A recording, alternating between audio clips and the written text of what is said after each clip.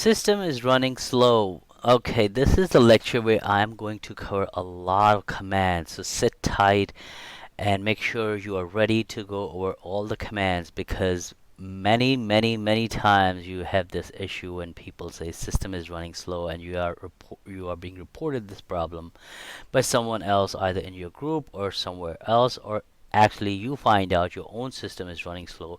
And what are the things that you have to do? Well, first of all, you need to understand the problem. As I discussed that earlier as well, understanding the problem, where exactly is it coming from? This is the more important thing before you actually start troubleshooting any issue. So you need to find out whether it's processor related, your processor is the one that's running slow, or what exactly the problem is with the disk. Is that the disk is causing the issue? Maybe you have external disk where your system is writing, or you even have your internal disk that probably one of the disks has issues or bad blocks or degraded. You need to find that out. After that, you have to look into the networking too, like file transfer. Like if someone is transferring files from your system to another system or anywhere within the network, you have to find out whether that transfer is causing by processing, a disk issue, or networking itself, or memory that is actually in use. So memory will be the part of the processing as well. Then at the end, we have to know whether it is hardware related. So these are the few things you have to keep in mind, whether it's processing or memory, disk issues, networking issue, or hardware issue. So we have different tools for every one of them. Well, when we are troubleshooting the system slowness issues. So we'll talk about the troubleshooting steps now. The troubleshooting step, the first thing is always check if the right system is reported or you are on the right system. Yes, when someone reports there's a problem with system ABC, and when in fact it's not ABC, it's XYZ. So you need to find out which system they are reporting the problem on, whether it's a database server, it's a system server, or web server. Once you find that out, when you log into that system, of course, always do hostname to check you are on the right system before you start troubleshooting and start digging into it. Because I don't want you to spend like hours and at the end finding out, oh, you are not on the right system. Then we will check the disk space. The disk space, the first thing you'll check is if the disk is full, because most of the time when the disk is full, it will cause problem for everything, whether it's processing, memory, networking, or disk related issues. Everything will be actually end up at the disk. If your disk is 99% full, your memory, your processor cannot do anything at that point because they cannot write to the disk because it's full. So the commands that we'll learn is about df and du, which we already covered, but I'll quickly cover in this lecture as well. Then about the check the processing and memory, of course. And the commands that we'll cover is top, free, list memory. We'll check the proc memory info that is currently in use. We'll check the virtual memory status. PMAP, which will tell me which process, individual process, is using how much memory, not just the entire system. DMI decode, which will tell me some information about the hardware, what type of hardware I have installed in my or added to my system. List CPU, what's the process is listed, how much is it used, how much is it used by other processing. Also the proc CPU info, you could use the same thing that will give you the same output as list CPU. Now we'll cover about the check and disk issues, and the main command that I always use is iostat, and I have it every 5 second interval. So while you're troubleshooting issue, you could run the iostat and check the disk status, meaning what is going out, what is coming in to your system, and what's the status on that traffic going in and out. Then we'll also cover the LSOF, which stands for list open files. Any files that you are any files that are up and open at this point, that is taking up the memory or CPU. What are those files that are open? We'll find those out. That lsof file command is also used sometimes when you're trying to unmount a file system and you cannot because it's telling you it's busy, but you don't know how it is busy. Maybe there's a script in it, maybe there's a file in it in the mounted file system that is used by another process or another user. So you will use lsof to find that out and you could kill that process. Then comes to the check networking part. So the networking commands that we will be using is the main one is the TCP dump. With -I option I'll use on the interface. I stands for interface. Also at the same time we'll use lsof to see what is listening, what the port is open, and we'll also grep for the listen what the files are open, what protocol, what sockets are open, and what is it listening to. We'll use netstat -plnt. And by the way, netstat has been replaced in the newer version of Linux system in CentOS and Red Hat is replaced with ss as in socket. And same options can be used that were used in netstat. Then there's another command iftop, which is very useful when you are troubleshooting network related issue. Iftop does not come pre-installed with your operating system. You would have to actually install a couple of packages like yum install apple release, and then you will install yum install iftop. Then this command will be available to you. It's like an add-on command, but it is very useful. That will tell you exactly what is coming in, what is going out, what is being exported, transferred, what is the transfer rate, if it's high, it's low. Then we'll also check the system uptime, because when system is running slow, sometimes what happens, system crashed, and it just you don't know if it's crashed or not. So you should check whether the system just been booted up or not. So update will give you the time when it has been up and running, and it will also give you the system load every 5, 10, and 15 minutes. That is pretty much the same way the load that you see on the top command. We will also check the logs. Log is one of the main a resource that you have that where you could actually go in and check if there is something wrong with your operating system, kernel, memory, CPU, hardware. Any type of errors that are reported will be reported in your logs. Then there are other things that you could check on the hardware side that are available to your operating system. And if you cannot get to the hardware issue, you need to actually go into the system console to actually find that information out. Then there are other tools that you could install. Again, these tools are not added when you install the operating system. You would have to install these using your yum command, and some of these tools are htop, iotop, pftraffic, ps account. It's related to the user account status. So these are the few commands. If you want to use it, keep them handy, keep them in your mind. So these are the few commands that you need to know for being a good system administrator. How you will use them, how you will run them in the system, and when you get the output, how are you going to read them. So let's log into my Linux machine, and I will show you each one of these commands one by one, and hopefully we'll cover pretty much all of them. So as I said, first check you are on the right system, or the system that is reported to you is the right system.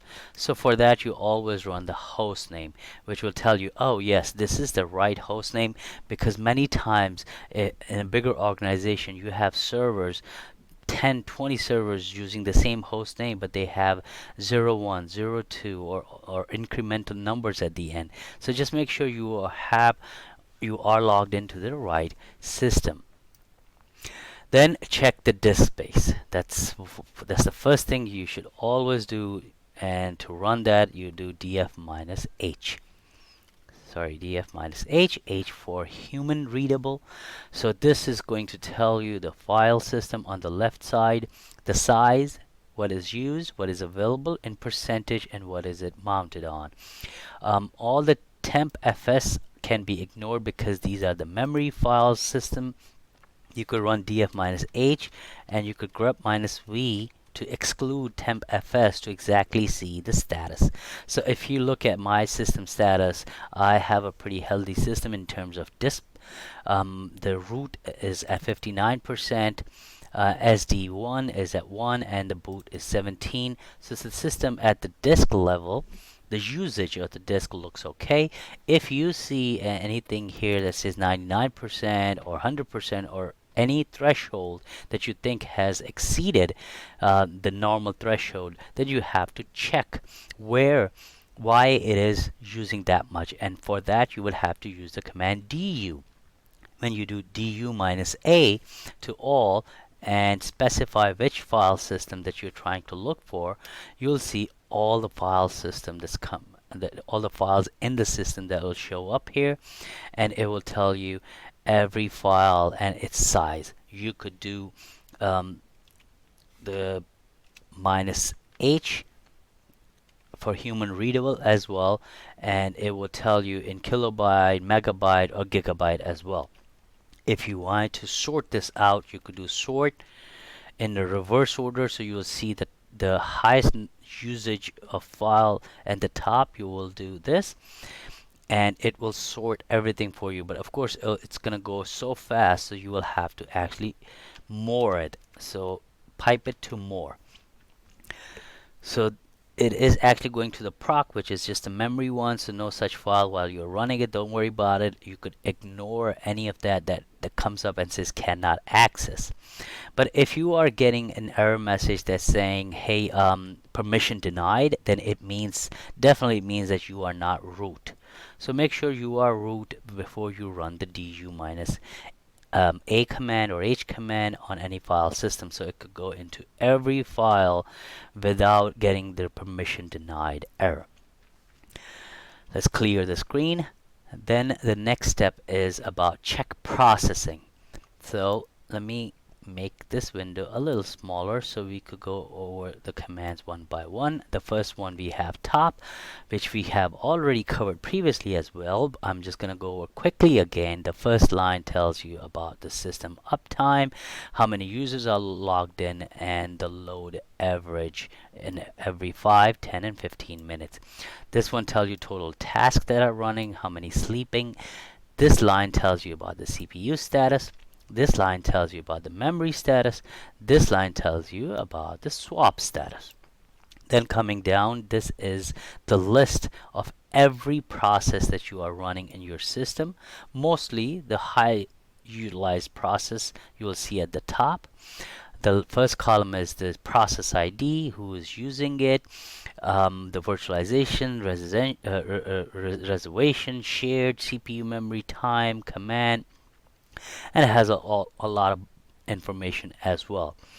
Then we'll go into the next command, which is free. Free is specifically for memory utilization. You could also do free minus m for if you wanted to see in megabytes.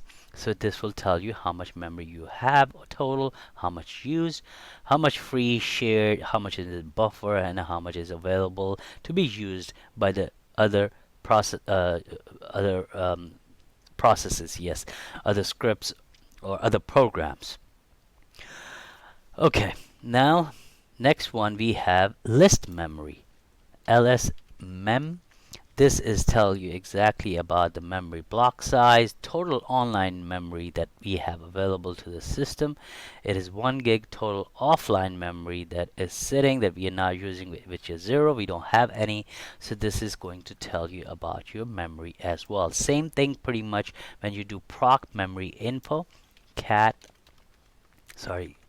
proc mem info. This is going to tell you exactly what is going on in the system right now. Total memory, free memory, memory available. It has a bunch of information about your memory, and each and how memory is allocated to every process, every pages in your system. So you have to read through it, every one of them. If you do not, if you really wanted to know exactly what each of them means, if I start explaining them, it's going to take me forever. So I would recommend you could just go to Google and type proc memory info, and it will give you a lot of information about mem info. Then vmstat, which is the virtual memory status. This is telling you about your swap space. Swap is pretty much as the same as a virtual memory, how much it has been assigned, well, how much is it free, how much is it in buffer. This would also tell you if you have memory.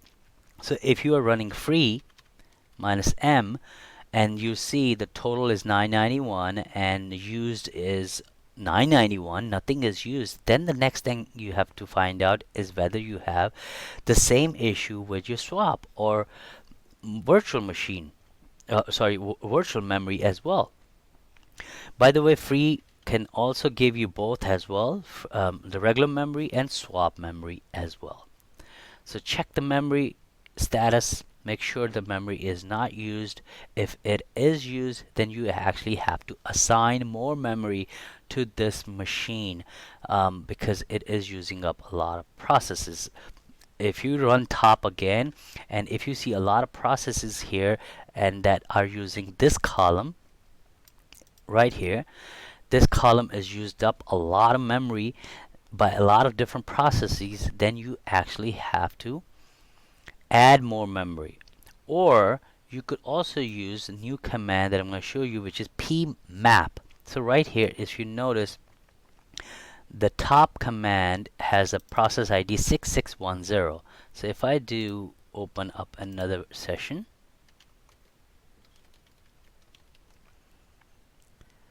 and I type pmap and put in the process ID, then it is telling me this is the total process that is being used by the top command, that are the top process that I'm running. So just that specific information about the pmap. You could also find out about the other process if you want to know, like let's say process ID 1. This one actually give you the process information, the memory information of one particular process. Instead of going around and finding out every process, you could check it over here. Okay, so next one is DMID code. DMID code. This is going to give you a lot of information about your hardware, what is inside of your computer.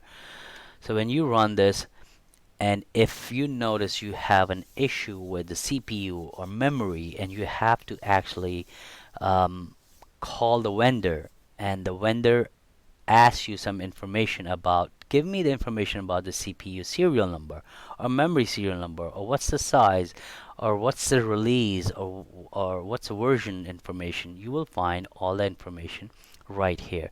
As you can see, the manufacturer information, the product name, the chassis information says manufacturer is Oracle Corporation, so you know who to call when you are trying to open up a case and with who. So if you do not know which server that you are on, this is the DMID code, will tell you whether it's HP, Oracle machine, Spark machine. Sorry, not Sparks, they have different ones. Like any other hardware like Dell or any other hardware that run 64-bit operating systems. Okay, then LSCPU, which is kind of similar to LSMEM. It gives you the information about your CPU architecture. CPU architecture is x86 64-bit. It actually supports 32-bit and 64-bit models. The byte size CPU is 1. Any socket, any core per socket. The vendor, CPU family, model name, Intel, CPU megahertz. Everything that you need to know about CPU can also be found in LSCPU. Okay, next one is proc CPU, which is again similar to list CPU, proc CPU info. If you notice, pretty much the same as the other one, but probably it is rearranged, but it gives you similar information to what you would get with LSCPU. Okay, let's clear the screen. So you have find out so many things about CPU, you know your memory information, your disk information. Now moving on to the disk status. You know the disk when you run df minus h, you see that the disk usage is good and it's actually 59%. So there isn't a disk in terms of disk capacity issue, but maybe the disk input output disk itself is running in a degraded mode. So for that to find out, you have to run IOStat, meaning input output statistics minus y with 5. I always use that because I kind of used to it. I'll say that this way. There are many other options that you could use with IOStat as well. I would say there are many options with every command that I'm showing you. So the best way is that you run man on every command and find out every options that is available to you.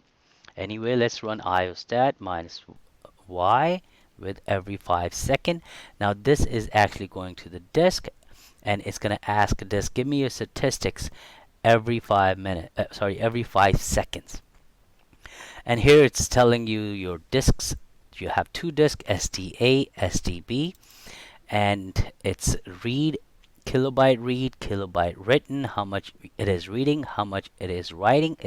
So by looking at my system is running very efficient because it's pretty much 0.0. Nothing is I don't run any like production type of application on my system, so that's why you see that everything is 0. But if you are running, you will see how it is going through, how much it is KB reading, how much it is writing, how much it is transferring per second.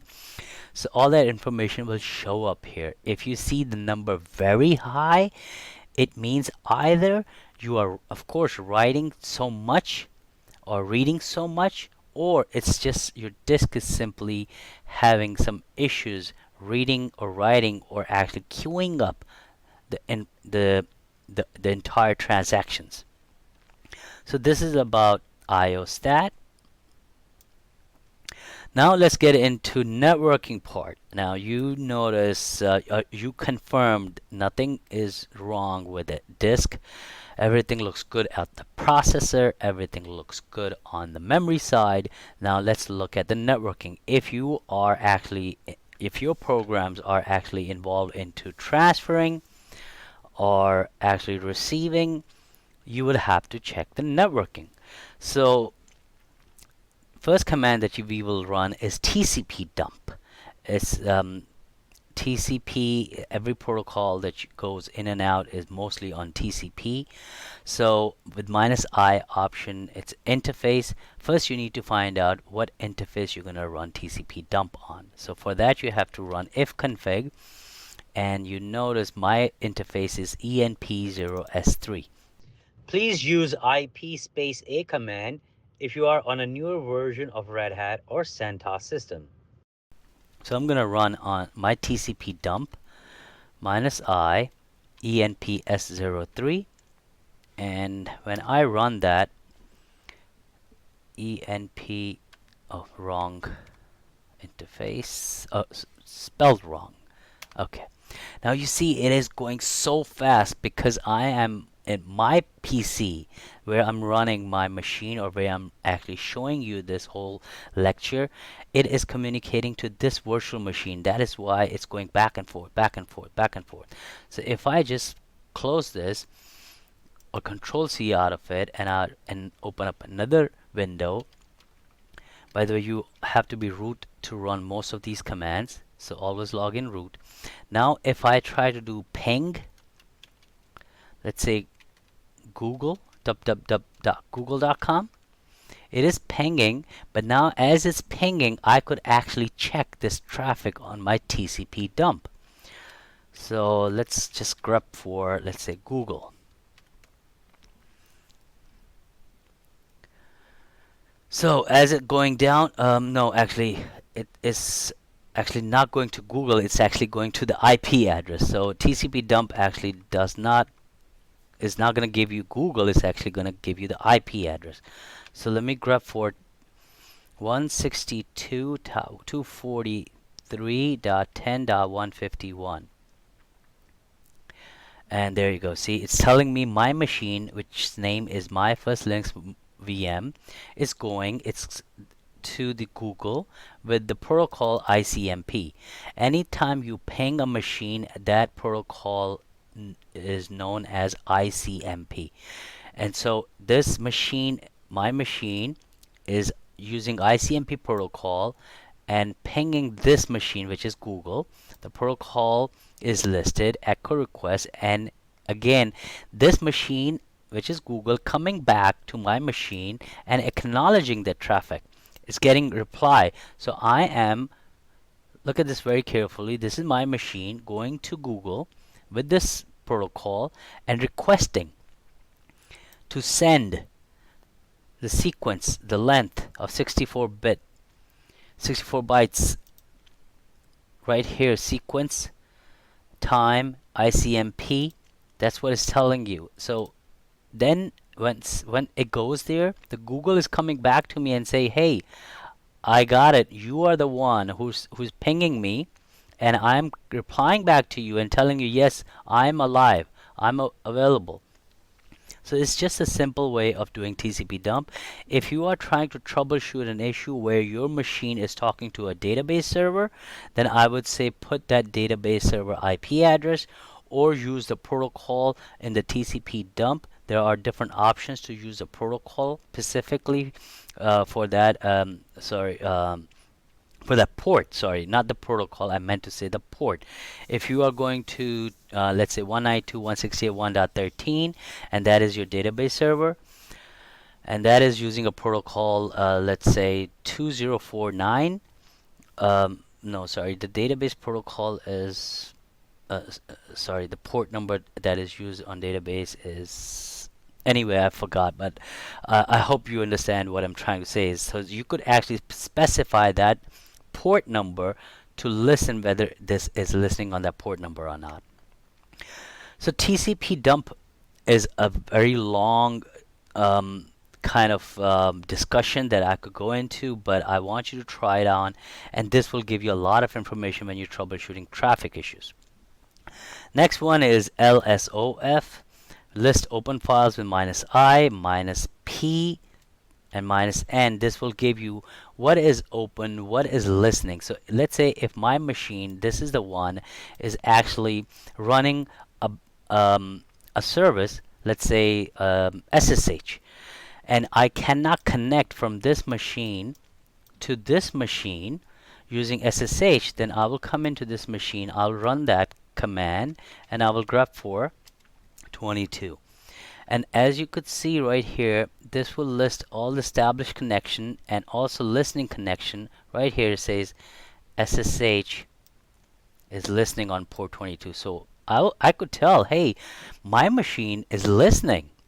I have no problem. It's something is with your machine that's not listening. Or maybe you have it listening, maybe my machine is listening, and probably I have a firewall that is blocking any traffic coming from this machine to my machine. So I have to check firewall as well. Okay, then the next one I have is netstat -plnt. This is pretty much give me the same information that I just typed in a different way.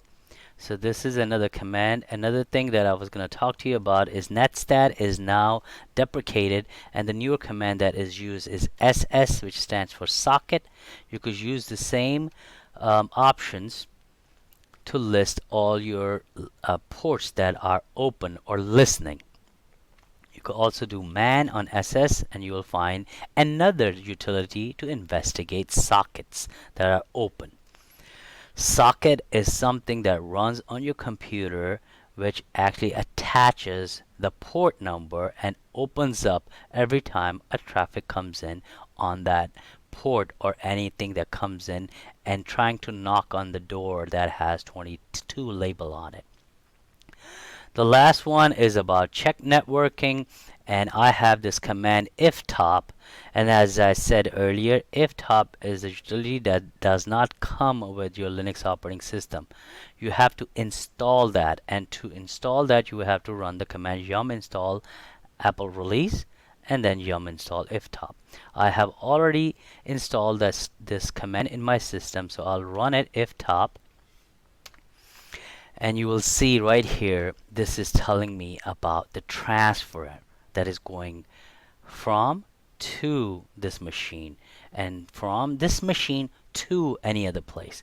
So if I'm using FTP to transfer some files from one machine to another, or I'm using protocols like NFS or SCP protocol, every time you use them, every time you run those commands, and if you wanted to know how much bandwidth is used and how much megabyte or kilobyte per second is being transferred, this command is amazing. It will give you all that information from to the rate and the in kilobyte, how much it has transferred, how much is remaining, and a whole bunch of information. If you want to learn more about it, I think when you install it, it actually also installed the man pages, I believe. Yes, it did. And it says display bandwidth usage on an interface by host. So use that command. If you do not have it, I would highly recommend you to install it with the instruction I have given you. Next one is check system uptime. See if your system has been rebooted recently. The time is there with the system load average. Moving on, check the logs. All the logs are in var logs. And when you do ls-l, ltr, whichever the option you prefer, and the best log which have all the information, or the log that I always look for, is messages. I could always do tail -100, show me last 100 lines of messages, and I could easily grep for error. There's no error, so I could just take out entire tail, just cat it, and grep for errors. And here I will see if there are any errors that have been reported that might help me find the issue. I would also say look for, always put -i, by the way. I would also say put warning. I would also say put error. I will say put fail, as in failure. You'll find so many information that could help you troubleshoot the issue. Check the hardware status by logging into the system console. You could do that by logging in. If it's HP, go into ILO, open up a browser, put in the ILO IP, and you will see the logs in there. If it's Dell, put in the iDrag, and if it's other system, every system does have console access. Find that out and log in and find that hardware information or hardware message. The last one are other tools. There are other tools that are available to you. You have to download them as well, just like I downloaded iftop. These other tools are also helpful. Some of them like H2 IOTop. IOTop is helpful, which works the same way for disks as IOStat. So these are some of the tools. I want you to actually go through them one by one. Read about them. They will definitely help you if you are pursuing system administration type of job or Linux related job or any type of computer related job. You will be using these type of commands quite often.